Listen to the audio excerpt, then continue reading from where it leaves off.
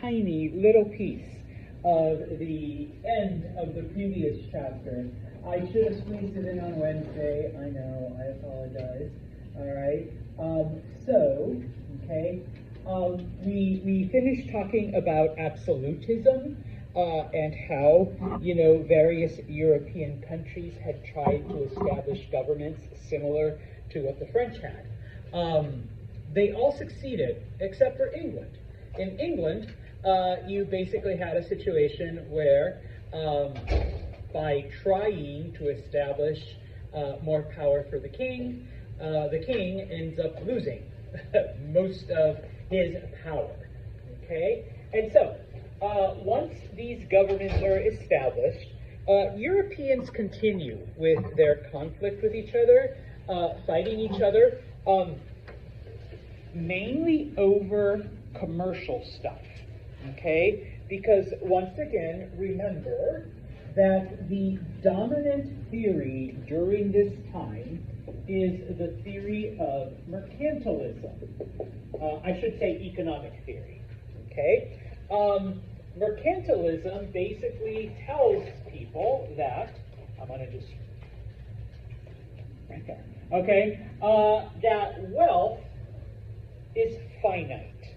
Okay? There is only a certain amount of money to go around. And yes, let's see, S and P, the Spanish and the Portuguese got a head start on it, so they have most of it, okay? But little by little,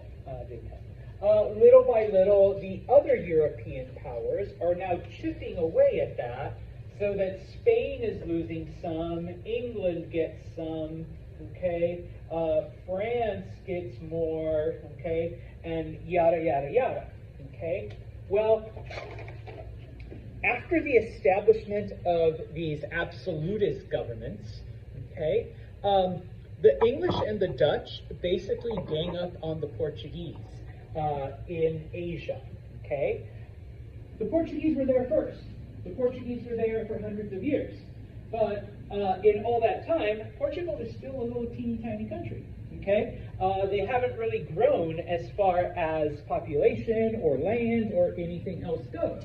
And so, with their colonies, or not colonies, I'm sorry, their trading outposts on other parts of the world, the English and the Dutch basically take those over, okay? And Portugal is left with outposts in Africa and maybe one or two outposts in Asia, okay? In India, okay, the Portuguese are completely kicked out of India, okay? The Spanish are completely kicked out. Okay, the Dutch don't care. The Dutch are happy with, Indonesia and stuff like that because they're making quite a bit of money there. No point in getting into a war in India. And so by the 1760s, it's just the English and the French, okay, fighting each other in India. And I should make a correction. That should say British because by now England has expanded and taken over Scotland and Wales and Ireland. And so, they're continuing their conquering ways. Because of this, okay, most countries that have interests in other parts of the world begin to build up their navies, okay? Having a huge and powerful navy becomes a priority because all of these colonies, you have to go across the ocean, all right, to get to them, okay?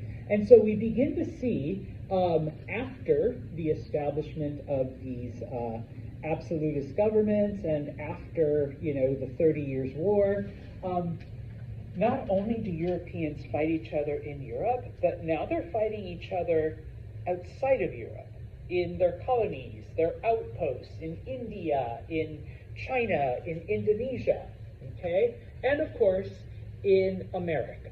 All right, because you have all of these European powers also with interests in these areas. And so we're only really going to focus on this and the next slide, okay? What ends up happening, okay, is we have the 7 Years' War, okay, which in fact does last 7 years, okay? The conflict is between Great Britain and Italy. which is, the Netherlands and a couple of other smaller European, some of the Germanic countries, okay, and the French and their allies, okay. The French have the Spanish and the Portuguese to a lesser degree on their side, but because this conflict is also being fought outside of Europe, okay, both the British and the French have allied themselves in the Americas with various Native American tribes. Specifically, the British have allied themselves with the Iroquois, and the French have allied themselves with the Huron, who, unfortunately, we don't get into Native American history, although I'm not the biggest expert, who have traditionally been enemies, okay, in North America. In Africa, okay, the British and the French and the Portuguese begin to ally themselves with the various African tribes that live in the areas that they control. Okay, the Spanish, build up a Filipino army, and so they have Filipinos on their side to try to fight their wars in Asia, etc., etc. Okay, so once again, it's not just, it's the French and the Spanish and the Portuguese and then the British and the Dutch. No, they're also using now the various native groups in the areas where they're fighting. Okay, sometimes it would be like tribe versus tribe with maybe like 3 or 4 like British officers and Dutch officers, and that was it. Okay, now, hopefully you learned this in your American history classes, those of you that are, American.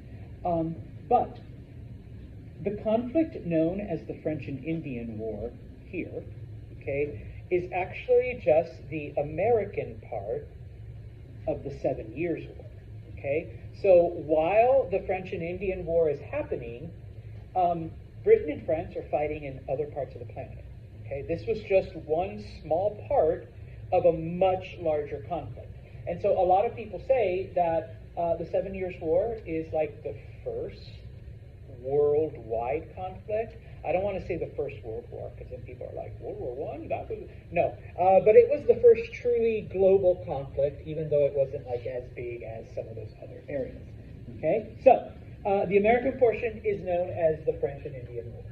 Okay, now, Europeans fight in Europe. In Europe, it was a tie. Okay, the British couldn't get an advantage over the French, or the British and the Dutch couldn't get an advantage over the French. The French couldn't gain an advantage, the French with some Spanish help and then a couple of the German kingdoms couldn't get any advantage over the British or the Dutch. All right, so it's a tie. All right, nobody gets anything, just a lot of dead people. In America, okay, and once again, those of you that, hopefully took American history in high school, will remember that the British won.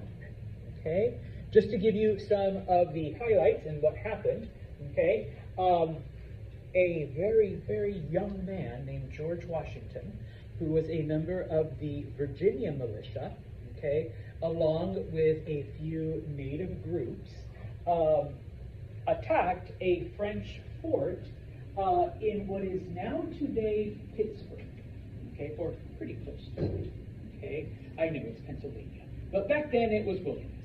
Okay, and then, of course, they tried to attack other areas in Ohio. Okay, at the beginning, the French and the Huron are basically victorious. They basically win most of their battles against the American colonists and the British. But then later on, okay, the British, by focusing their efforts on Canada and attacking Canadian land, because really, who wants Ohio? I don't know what the deal is. It's Ohio. I've driven through there. No offense if you're from Ohio. Okay, but when the British focus on the Canadian part of the French holdings, they are able to win and gain victory over the French.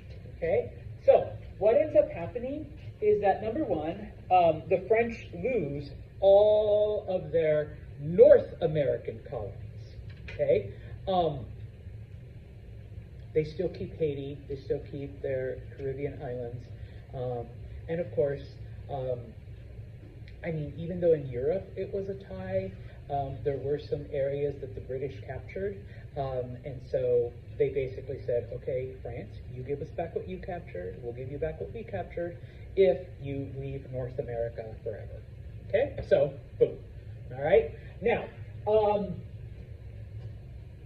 the British, because the Spanish owned Florida, and because they were allied with the French, okay, what ends up happening is that at the time, the British thought that Florida was more valuable than some of the other areas, and so the British get Florida, but as a compensation, because the British didn't take all of Louisiana, Louisiana became part of the Spanish colonies, okay? So I'll show you a map in a minute, what I'm talking about. But the last major conflict was in India. And here, the British kicked the French's butt, okay? The French were completely wiped out in India. By this point in time, because some people ask, well, what about the Portuguese and the Spanish? They had already been beaten out, bless you, by the French and the British, okay, several years before. And so it's basically just the French and the British. The British win, okay? Now, obviously, different Indian groups either allied themselves with the British or allied themselves with the French. What ends up happening, though, is that because it was a case where Indian armies did most of the fighting against other Indian armies, and there was like one or two, European officers interspersed. It was the Indians that suffered, basically, and this allows the British to take all of India over, and for the very, very first time in history, India is united under British rule, okay? So it's the British that actually, they got close, like if you remember from History 101 with, in our class, the Mughals, and then before with Ashoka and the Mauryan Empire, all they needed was like the southern tip, okay? Well, the British did that. They bring it all together, okay? And so, to finish off then, to show you, okay, before the 7 Years' War, this was America, all right? Oops, I meant to do this, okay? The French had, all of this. The English, what you see in orangey right here, that was where they fought over, and then of course, Spain. Well, after the French and Indian War, all of the purple now became British territory. So no more France. And then when we talk about Louisiana, back then Louisiana was like all of this. Later on, about 50 years later, we refer to it as the Louisiana Purchase. So all of the land that was included there becomes a part of Spain. Okay, so this is basically North America. Okay, when it comes to Europe, like I said, it was a tie. All right, so the map of Europe doesn't really change a whole lot, other than, because we will be talking about it. All right, we do see certain Italian kingdoms have absorbed others, and of course have, come into their own power.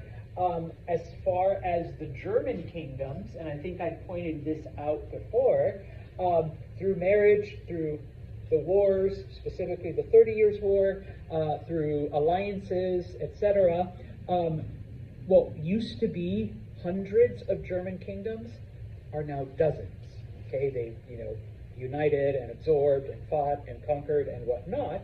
Okay, and of course, during this time, we do see Austria is still pretty powerful and influential, but we see the rise of Prussia. Okay, and they become an important player in the 1800s. Okay, it's the only one I could find, and I apologize, I don't read Bengali. But India comes united under British rule. Okay? And so, on that happy note, then, we go to chapter 14 and back to the Ottoman Empire. Okay? Now, even though I said we start in the late 1700s, we got to give some background. Okay, so starting in the 1500s, just as a reminder, okay, remember that the Ottoman Empire had absorbed all kinds of land. Okay, most of you got this question right. They were, in fact, the most diverse of all of the Muslim countries, okay, because despite the fact that they had absorbed a lot of other cultures, okay, they had allowed those cultures to maintain a lot of their old traditions, their old, languages, their religions and whatnot. All right, very, very important. Both Judaism and Christianity were tolerated. Okay, I'm not going to say they were accepted and welcomed and honored, but they were tolerated. If you were a Christian, you were allowed to do your Christian thing. If you were Jewish, you were allowed to do your Jewish celebrations and whatnot, as long as you don't try to, bother the Muslim population or, Christians. As long as you don't try to convert people to your religion, you're good. All right? And this, we've learned previously. What was the only extra thing you had to do? Don't just show me money, Jade. Yes, pay a tax. Pay a tax, religion tax, if you weren't Muslim. Okay? Now, we're going to, continue to expand on this because the Ottomans, okay, because they were such a diverse culture, okay, we begin to see then a division in the people, and this starts with the educational system. All right? Depending on what your purpose is going to be, what your goal is going to be, you followed a different educational path. So, number one, if you were going to be a part of the government or a part of the military, which obviously, is going to come in contact with different areas, different cultures, different people, you received one special type of training. Okay? The ulama refers to legal stuff. Okay? If you were going to be a part of the people that formed laws and created things, okay, you went through a different type of education. Now, remember that in most Muslim countries, laws are dictated by the theology of Islam. So you weren't strictly learning the law, just the law. You were also being, taught a lot of Islam, okay, and the intricacies and the deeper secrets. Some of you might be like, well, what do you mean? Well, if you're Christian, you're Christian, but, you don't become a priest. You don't get, the same education or like a minister or something. Well, in this case, yeah, they're Muslim, but they're getting, deeper education. And finally, if you recall, Sufi, okay, is a branch of Islam that focuses more on the mystical side, on the spiritual side. But amongst Muslims, the Sufis were also the missionaries. Okay, they were the ones that went out and converted people to Islam, and so your education focused on that. Okay, because if you think anyone can teach, then I want to sit down with. Oh, Frank's not here, but I know he's Catholic because he went to Catholic school. I'm sure he can try to convert me to Catholicism. Maybe, maybe not. All right, just because you believe a certain religion doesn't mean that you're qualified to start bringing in converts. And so in this case, you went through special training to be able to go out amongst non-Muslim people and convince them of Islam and bring them, okay, into the religion. All right? So, okay, like I said, okay, I shouldn't have said it because I had it on the next slide.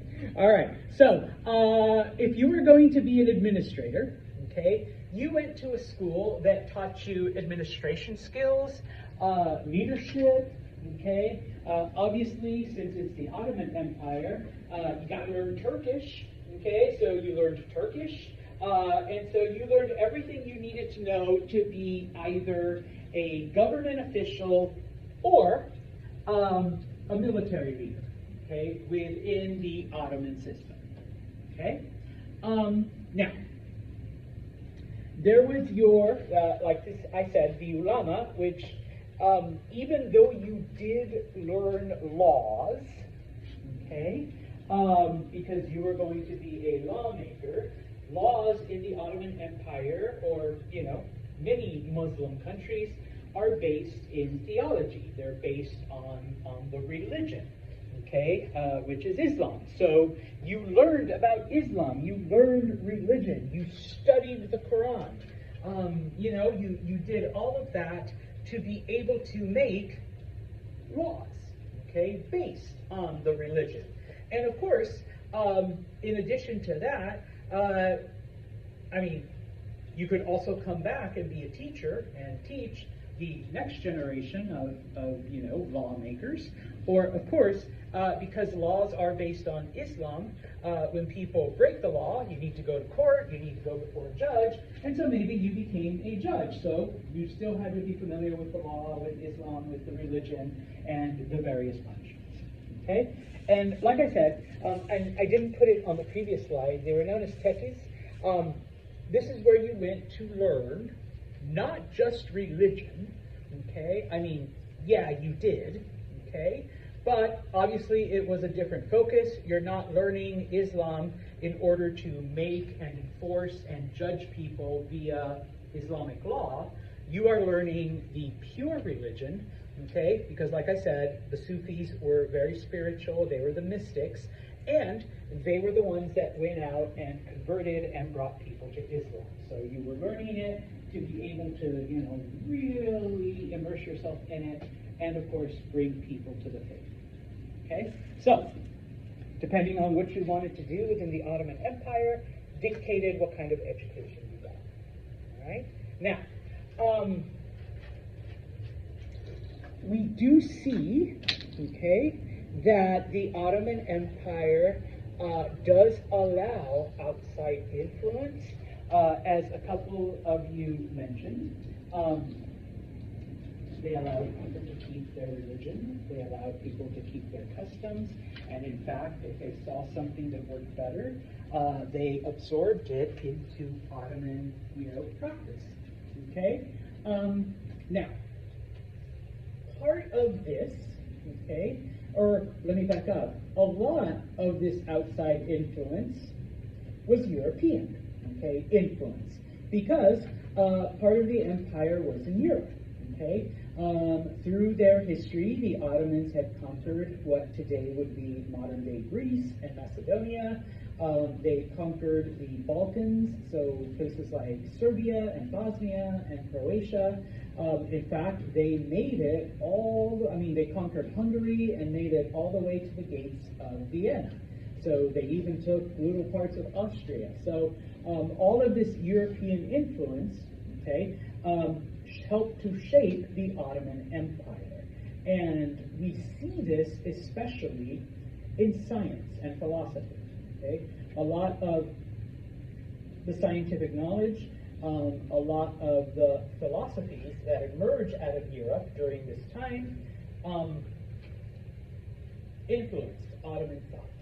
Okay? Now, one of the most influential of these was a man known as Ibrahim Mutafarrika. Okay? Ibrahim started, he was actually Hungarian. Okay? He converts to Islam, okay, after the Ottomans conquer Hungary, changes his name, because Ibrahim is not a Hungarian name, just FYI. All right, so he changes his name, okay, he totally devotes himself to Islam, okay, and, but because he's Hungarian, because he's European, he is a knowledgeable person, he, you know, has studied, and so he is he's not one of the Janissaries, but he does a similar thing, kind of in reverse though, is that he takes that European knowledge after he's converted to Islam and moves to Istanbul, the capital of the Ottoman Empire, sets up a printing press, and begins to publish the different things that he knows, all right? He translates it into Turkish, translates it into Arabic, and so for one of the first times, we begin to see the various knowledge of Copernicus and Galileo and other European thinkers and philosophers published in Turkish, published in Arabic, and distributed throughout the Ottoman Empire.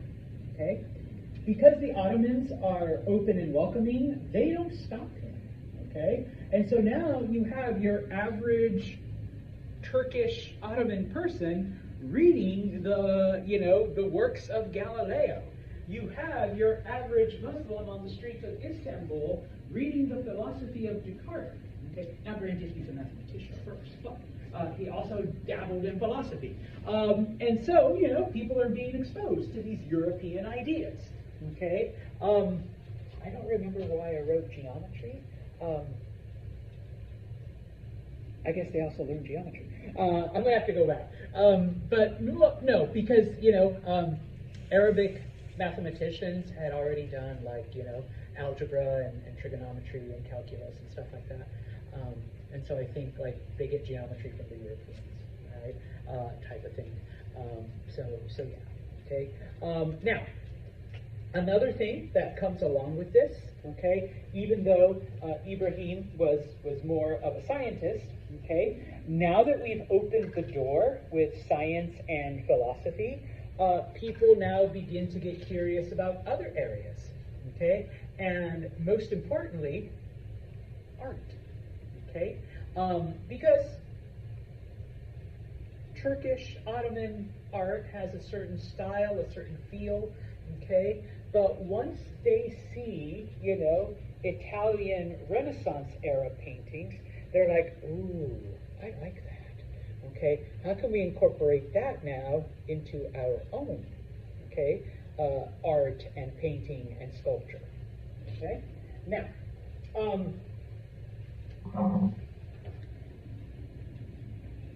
the one thing that did not change, though, was architecture, okay? Yes, we'll start painting things according to the European way. We'll start adopting European philosophies. We'll start reading European science and math stuff. Okay, you guys have some good stuff here. Okay, but as far as architecture goes, we're not going to build giant basilicas. We're not going to build cathedrals. We're not going to, imitate any of them. By now, we've got those big-ass Gothic churches and things. We're not going to imitate any of that. Okay, everything stays strictly Muslim. Okay, now, this is a time of prosperity for the Ottoman Empire. Okay, it's huge. It goes all the way from Austria down south into Egypt and across all of northern Africa. They are one of the wealthiest powers. They have trade. They, have other areas under control. And so, starting in the 1720s, okay, we enter what is called the Tulip period. Okay? Where would they have gotten tulips? Yeah, the Dutch. Trade with the Dutch. Okay? Now, initially, it is only the wealthy, obviously, that can afford this European flower, okay? And so the tulip becomes a symbol of prosperity and a symbol that you were one of the wealthy, influential families in the Ottoman Empire, okay? Not only do you have tulips in your home, but clothing, okay? You begin to, embroider with various tulips, okay? Now, I know, instead of wearing, some kind of brand name, all right, if you've got tulips, okay, similar to, back in ancient times, the color purple was seen as the color of royalty. So once, the Phoenicians discovered purple dye, they made a shit ton of money because everybody wanted purple clothes. All right, because that was seen as a symbol of a status symbol. Okay, well, in the Ottoman Empire, eventually, okay, people want clothes with tulips on. Okay, people want tulips.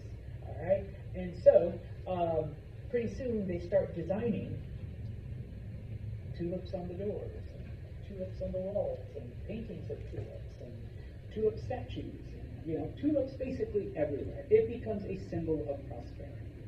Okay? The thing is, though, is that people could afford it. So even, some of the lower classes had enough money, all right, to be able to adorn themselves or their homes. I should have brought tulips. With tulips. Okay, I know the room, imagine tulips. Okay? Now, of course, we also begin to see, all right, because of the prosperity of the Ottomans, other things like soap and lemon, and things that were considered, especially coffee, things that were considered luxury items once upon a time become available to everyone. Okay, just FYI, coffee becomes so important in the Ottoman Empire that, ladies, you could actually divorce your husband if he couldn't afford coffee or provide you with coffee. That's how important coffee was and is. Okay? Someone doesn't drink coffee, that's it, one date and we're done. Yeah, I'm ghosting. All right, type of thing. So, yes, that's how important coffee was to the Ottomans. Ladies, you could divorce your husband over coffee. Okay? Morgan's like, hell yeah.